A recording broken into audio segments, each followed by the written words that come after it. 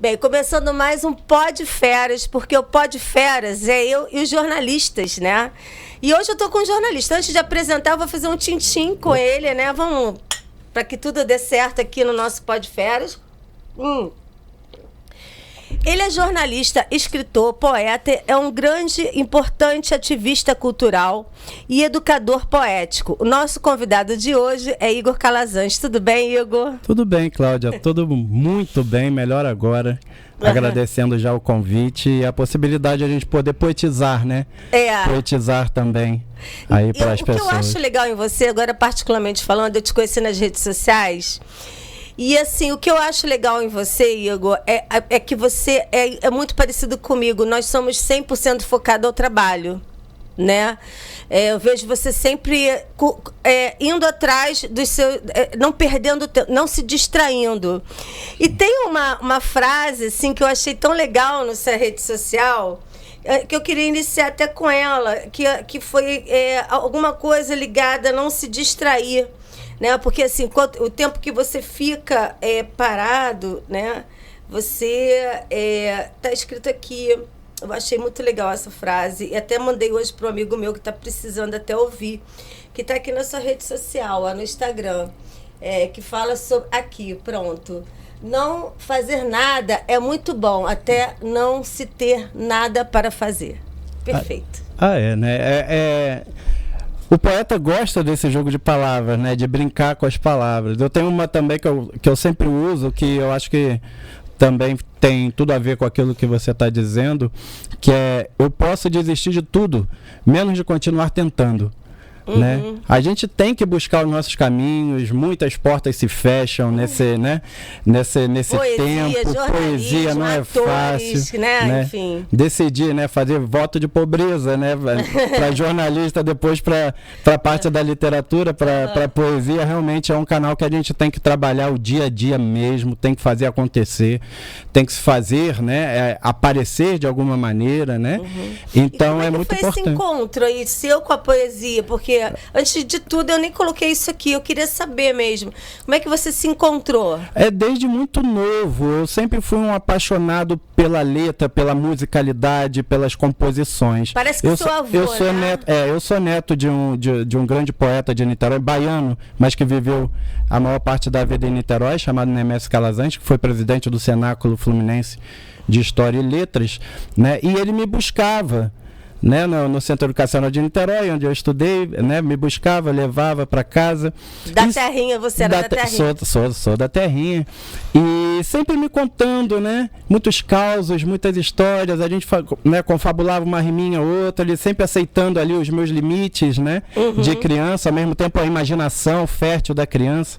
Então ali eu fui começando a gostar. Mas o primeiro caminho meu na poesia não foi pela literatura em si, não foi a leitura de poemas, foi pela música, pelos sambas, né? Eu gostava muito do Cartola, Noel Rosa, Nelson Cavaquinho, que tem uma poesia sempre muito singela, ao mesmo tempo profunda, né?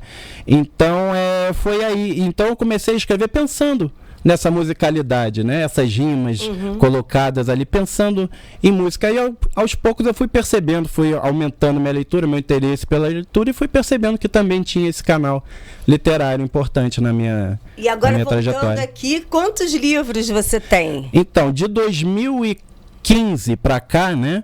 Se vão 7, 8 anos, né? O poeta não é bom de matemática, né? Mas acredito que seja. São 5 livros. Eu tive a possibilidade de publicar o primeiro em 2015, porque eu participei de um concurso importante, que era o Sarau Brasil 2014, onde eu fiquei em 3º lugar no Brasil. Bacana, né? Então fui considerado um dos poetas da nova geração ali, né? Então houve a possibilidade de eu publicar o meu primeiro livro em 2015. E aí eu procuro fazer pelo menos aí, né, bimestral, de 2 em 2 anos, né?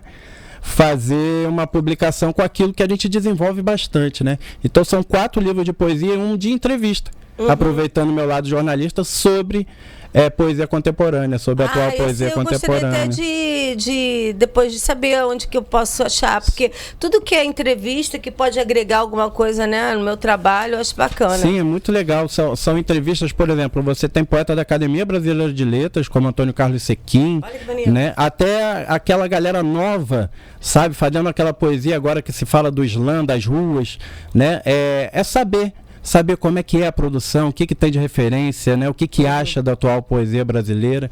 Então, tem um parâmetro muito legal aí de diversas vertentes e olhares, perspectivas sobre o tema. É um livro bem interessante.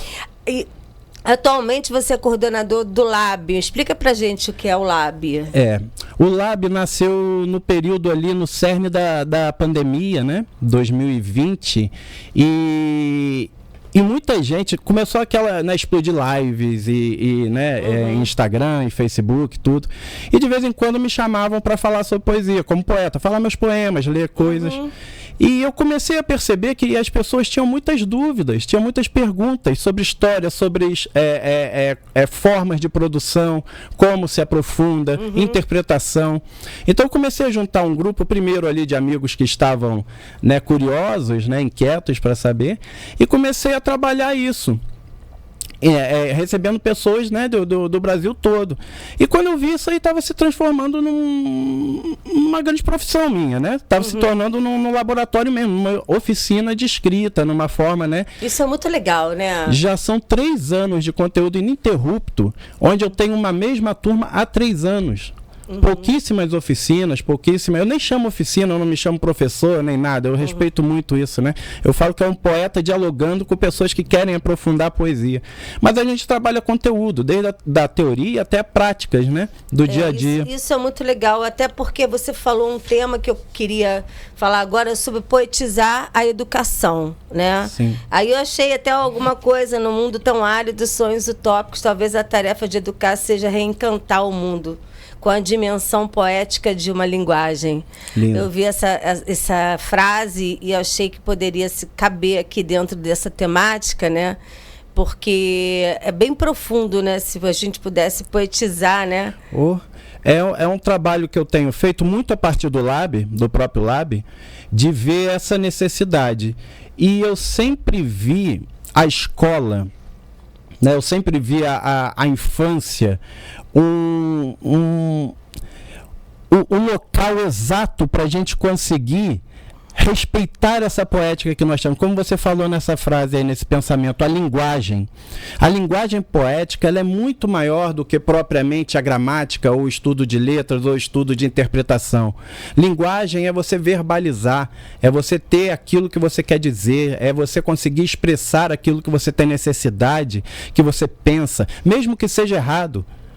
Né? A poética trabalha com erro, trabalha com o aprofundamento das possibilidades, né? Eu vi recentemente, não sei se você viu, passou aí no Instagram tudo, o Caetano Veloso, né? A Paula Lavigne mostrando para o Caetano Veloso uma parte do Enem, né? Uma questão do Enem, que é em relação a uma obra dele, a uma música dele, e ela fez a pergunta, qual é a resposta certa aqui, né? E o Caetano ficou, olha, eu acho que as 4 estão certas.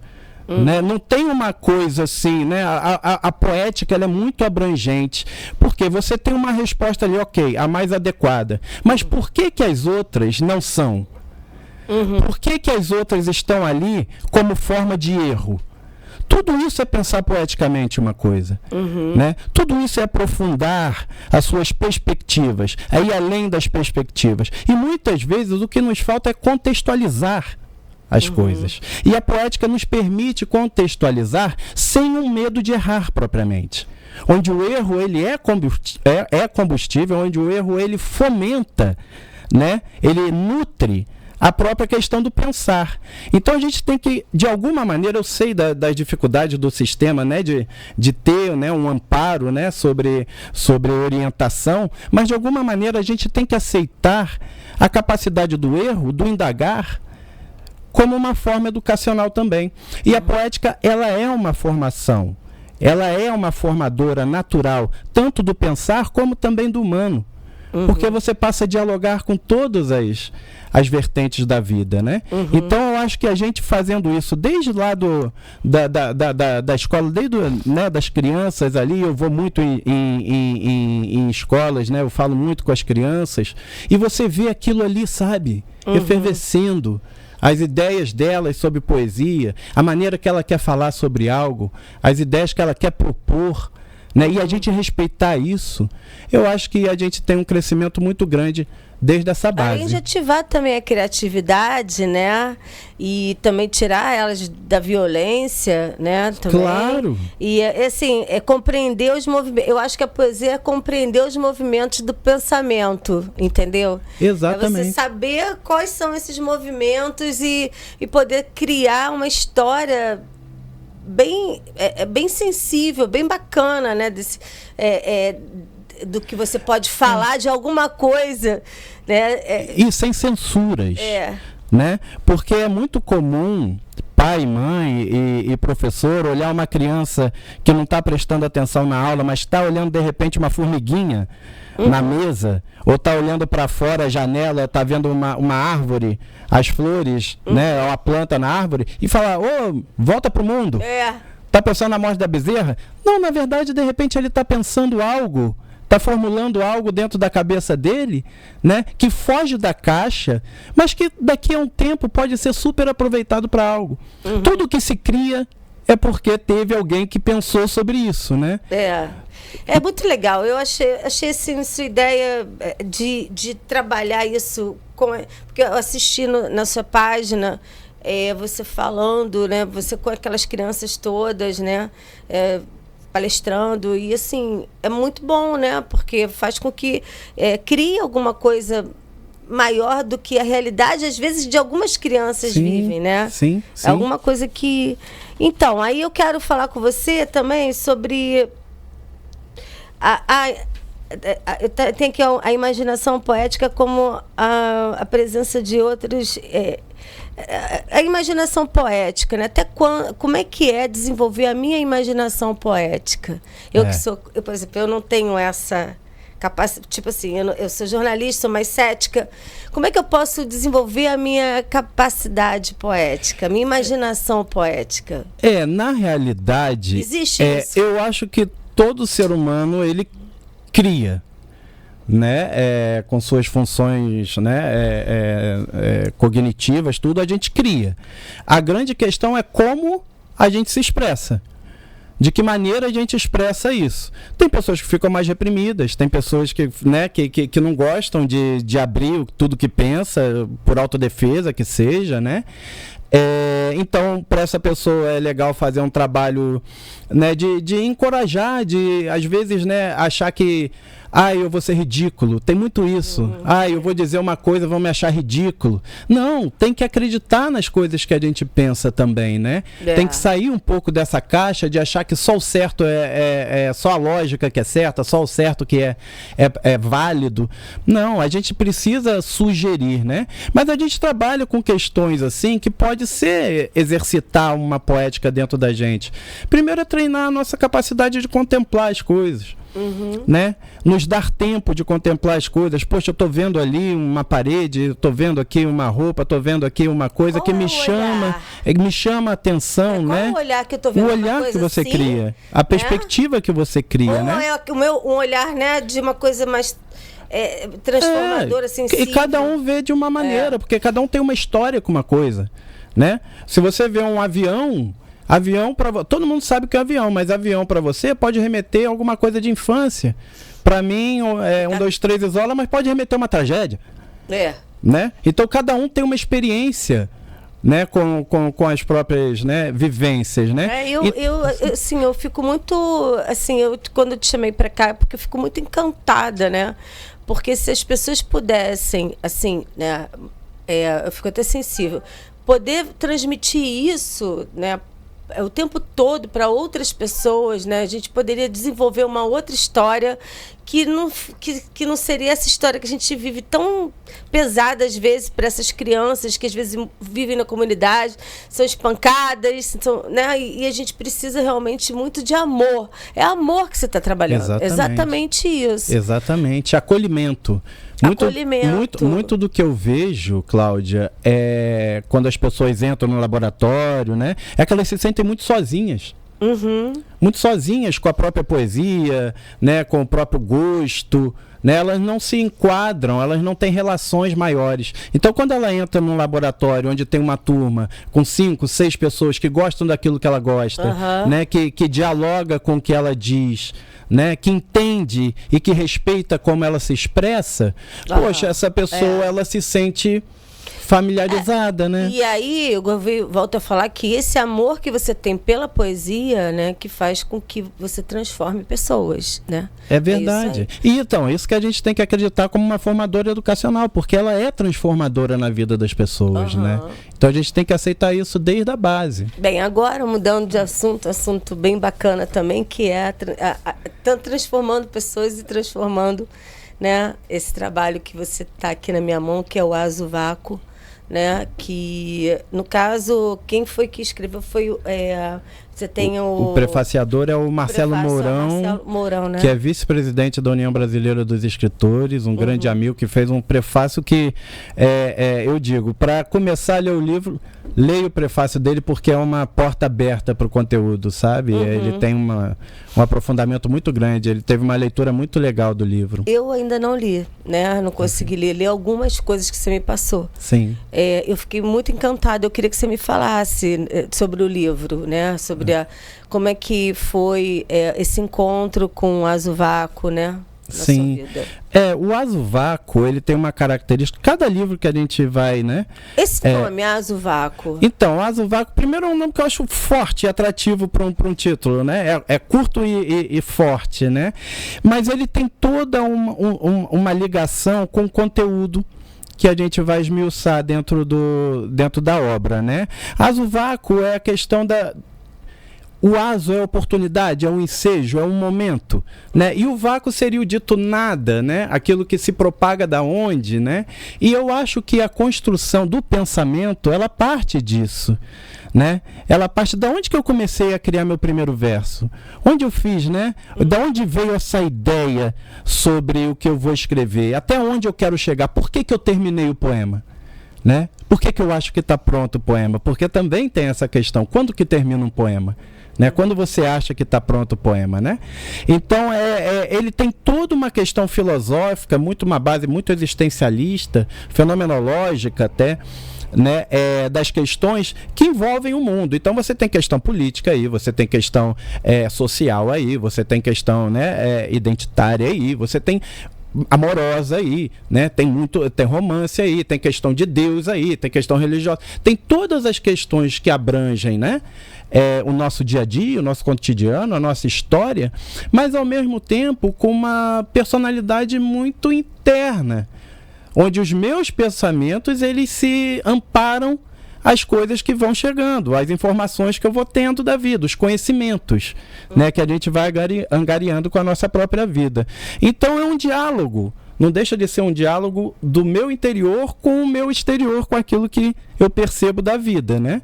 E aí eu tenho um compromisso com o leitor. Não adianta eu ficar eu e eu mesmo, né? O meu compromisso com o leitor é criar um diálogo, é criar uma comunicação, é criar uma mensagem onde o leitor consiga captá-la e conversar com o poema. Né? Conversar com a minha voz. Conversar, né? com o poema é muito interessante. Conversar com o poema, bacana. Quanto tempo que você ficou para fazer? O Azo, ele foi feito no início da pandemia. Ele tem poemas muito voltados àquela questão que a gente estava vivendo na pandemia, até o final de 2022. Então foram 2 anos e meio, né, de trabalho aí para essa obra. O Azo? Eu tenho alguns comigo, né, onde eu posso assinar, né, posso fazer dedicatória, Instagram, né, no Instagram, no site do recantodopoeta.com, que é um site que eu trabalho também, a gente tem uma lojinha virtual, ou então na própria Ópera Editorial, que é a editora desse livro, tá? operaeditorial.com. .com.br, você coloca lá Azuvaco na busca, ele tá lá como uma das... foi isso, né? Ter te visto na Tata Werneck. Isso foi... do programa, né? E eu achei assim, como é que foi o encontro seu com ela e como é que foi a participação? Foi inusitado, né? Porque como poeta a gente nunca pensa que vai receber um convite desse, né? De um programa de humor, né, de um programa, né, da Tatá, que eu adoro como artista, como comediante, né, mas eu nunca ia pensar na vida. Mas surgiu essa possibilidade, inclusive a Tatá me disse no final do programa que o Rafael Witt, que é o marido dela, né, que é poeta também, e que acompanhava algumas coisas minhas no Instagram, que gostava, então foi uma das, né, eles queriam, eles têm um quadro que é o especialista, né, eles queriam fazer um especialista de poesia, e que eu fui um dos indicados por causa disso. Né, eu fiquei muito satisfeito com isso, né? Mas é aquela coisa, assim, eu acho que a gente tem que estar preparado para tudo, né, Cláudio? Então, a própria produção do programa disse, Igor, mas é um programa de brincadeira, é um programa de sacanagem, cara. Você tem que estar ali preparado a brincar. Eu falei, é o que eu mais gosto, eu vejo poesia dessa forma também, né? Também cria uma visualização em cima claro, né, foi muito legal. Né, do seu trabalho, né? Então vamos lá, ajuda, né? As pessoas a te verem mais. Sim. Rede Globo é Rede Globo, não adianta. Sim, e deu uma repercussão danada. Eu lembro que o meu Instagram parou, porque começaram a curtir, né? Começaram a me seguir. Um número estrondoso, assim, que eu nunca podia esperar isso, né? Então, como eu trabalho com poesia, essa vocação já minha de colocar poesia para as pessoas, então para mim foi um canal excelente de eu poder, no mínimo, apresentar um pouco mais, né? Então foi bem legal. E a Tatá foi super generosa, super carinhosa. Eu acho ela uma grande comediante. E eu queria te falar sobre esse evento que você já me convidou várias vezes para ir. Vai ter o próximo agora no final. Não, mas assim, uma vez aconteceu de eu ficar doente, outra vez eu fui assaltada. Aí eu falei, poxa... não bota a culpa no meu evento, não. De repente o que acontece que eu não consigo ir, entendeu? Mas assim, eu sei... Porque agora mesmo eu tô nessa vibe que o meu carro tá consertando tudo, eu tô indo pra Barra e tudo quanto é lugar. Então vambora. De trabalho, eu tô indo assim, ou vendo coisas, ou exposição, ou qualquer coisa que vai agregar. E que vai agregar, né? Porque é um outro nicho, é uma coisa que são pessoas... ligada, eu também fiz a Cal, então assim, tem essa coisa do teatro, né? Sim. E tem, se você precisar de gente, tem uma turma de Niterói, porque eu sou de Niterói, chamo muitos poetas de Niterói, né? Vai uma turma bem grande de Niterói no evento, né? É o Sarau Epoqué, né? Que a gente está fazendo na Casa 33 Rio. Epoqué é o quê? Epoqué é um termo da fenomenologia, tá? Onde seria ali, o termo seria a suspensão de valores. Né? Então é a suspensão de pré-julgamentos, sabe, de levantar, né, antes das coisas você já ter uma opinião formada, né, uma busca ali, é quase que uma lavagem, uma faxina geral no nosso cérebro, onde a gente aceita, né, uma busca original das coisas, né, a essência das coisas, né. Então eu achei esse nome legal porque um dos motivos, né, é realmente que as pessoas estejam lá se apresentando, mostrem seus trabalhos e os outros estejam aptos, né, a compartilhar isso de uma maneira sem pré-julgamento. Existe um palco aberto ali? É um palco aberto, a gente tem lá, a gente utiliza, né, ambientes da casa, então na parte externa da casa fica o sarau de poesia e na parte interna a gente faz shows musicais.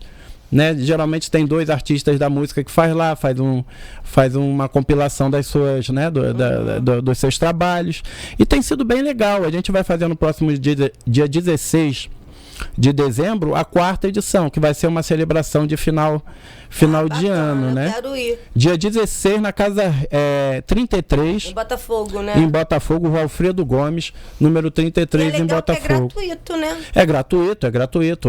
Uma das grandes, né? dos grandes preceitos é poder abrir mesmo a casa para arte e para as pessoas que querem ir lá conhecer. Às vezes a pessoa não vai lá, não escreve tudo, mas vai lá ver um artista se apresentando, né? Vai lá ver um trabalho sendo desenvolvido, vai lá ver grandes nomes da cultura, né? E a gente tem recebido uma turma bem legal, grandes poetas, sabe? E que abrilhantam sempre a nossa noite. A energia que se termina o evento ali é formidável. Eu acho isso que... Eu tô até rindo, sabe? Porque a pessoa disse que eu perdi o tempo num boteco. Cara, aí você deixa de ir para os lugares desse, entendeu? Que vai crescer. Eu, por exemplo, não perco meu tempo, tipo, num barzinho, sabe? Eu não tenho mais esse tempo, entendeu? Meu tempo, eu tô comigo, sabe? Fazendo coisas que vão agregar a minha vida. Não dá pra mim. E dá pra ir no boteco também, porque acaba... Até que dá, mas assim, eu tô te falando, o tempo que você... não dá tempo de eu ver cultura, mas dá tempo, às vezes, de eu tomar... entendeu? Eu só tô falando só pra isso pensar um pouco, né? As pessoas pensarem em conhecer a cultura como... uma situação... Como é bom, como modifica, né? E aí tá acabando. Tá acabando, mas... Tá acabando e eu queria que você falasse o que você achou daqui, né? Do nosso Podferas. E me desse uma mensagem e todas as suas redes sociais. Querida, primeiro agradecer muito ao convite, tá? Sempre... Eu tenho que agradecer muito quando abrem-se portas, né, para os artistas, para os poetas, para a literatura. É muito importante isso, sabe? A gente conseguir colocar mais, divulgar mais os trabalhos, né, de quem faz produção artística, cultural, né, de quem trabalha com literatura, quem fomenta a educação. Poxa vida, isso é sempre de muito, muito valor. Eu tenho que agradecer você pelo carinho do convite, por me aceitar aqui também, por esse papo tão gostoso de se fazer, tá? Quero falar aqui, né? Temos alguns canais, né? Alguns movimentos poéticos, né? Que é o Laboratório Poético, onde a gente sempre abre novas turmas, né? Lab_poético, tá? A gente sempre abre turmas, dá informações sobre as turmas, né? Informações sobre como é o procedimento dos trabalhos, né? Como a gente trabalha dentro dessa oficina. Nós temos o recantodopoeta.com, que é um site que já tem aí mais de 5 anos, onde é um grande acervo da poesia mundial, né? Quem gosta de estudar, de aprofundar, ou quer ler um poema assim, né? Passar 5 minutinhos do dia lendo um poema, isso é muito valioso para as pessoas, né? Então a gente tem um site, um acervo bem, bem completo, recantodopoeta.com, e nós temos agora o Sarau Epoqué, né, que vai para sua 4ª edição. Eu vou estar lá dessa vez. A Cláudia vai estar lá dessa vez. Vou fazer uma filmagenzinha lá. Opa, vai ser um prazer lá. Vai ser um prazer recebê-la, todo mundo, tá? Portas abertas da casa, tá? E é Sarau Epoqué, no Epoché, né? CHE. Teu Instagram, né? É qual mesmo? O meu é Calazans Igor. Tá. É o contrário, né? O meu nome é Igor Calazans, agradecer seu pai. Instagram. Meu pai tá aqui, né? Qual o nome desse filme? Hinaldo Abreu. Seu Hinaldo Abreu. Que tá ali fazendo... Tá aqui fazendo a filmagem com a gente. Agradecer o Fernando no operacional. E é isso aí, gente. Muito obrigada. Querida, obrigado pelo espaço. Até o próximo podcast. Beijo, queridos.